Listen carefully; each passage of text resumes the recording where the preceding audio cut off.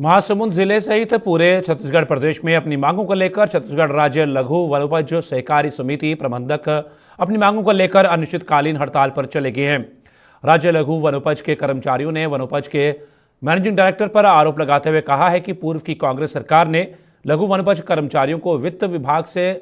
मंजूरी देते हुए संविदा कर्मचारी के मुताबिक वेतन प्रदान करने की स्वीकृति आदेश लघु वनोपज विभाग को दी थी, जिसे विभाग ने मनमानी करते लेबल को बदलकर कर्मचारियों के साथ अन्याय किया है। लघु वनोपज के कर्मचारियों ने छत्तीसगढ़ की वर्तमान राज्य सरकार से मांग की है कि पूर्ववर्ती कांग्रेस सरकार द्वारा आदेश का पालन कर संविदा कर्मचारी के मुताबिक लघु वनोपज के कर्मचारियों को वेतन प्रदान किया जाए। पूर्व प्रांताध्यक्ष छत्तीसगढ़ प्रबंधक सिंह जी, हम लोग पिछले जो हमारे कांग्रेस शासन काल में हम प्रबंधकों के लिए तृतीय वर्ग कर्मचारी का दर्जा देने के लिए उनके जन घोषणा पत्र में शामिल किया गया था प्रबंधकों को, और उसी के तहत हम लोग को जो राज्य पिछला जो अपना कांग्रेस शासन काल में माननीय मुख्यमंत्री द्वारा 7, 8, 9 लेवल का हमको संविदा वेतनमान देने का और छत्तीसगढ़ राज्य लघु वनोपज संघ का कर्मचारी बनाने का वादा किया था,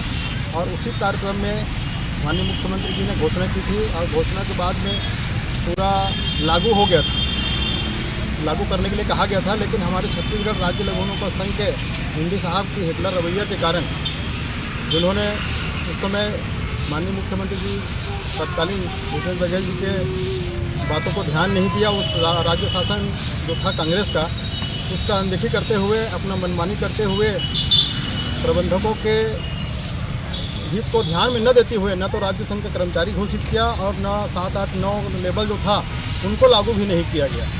बल्कि और निम्न स्तर 5, 6, 7 का जो कम जो ये है संविदा वेतनमान उसको लागू किया गया है, जिसके विरोध में हम लोग कई बार इनसे निवेदन किए। अभी वर्तमान में भाजपा शासनकाल के मुख्यमंत्री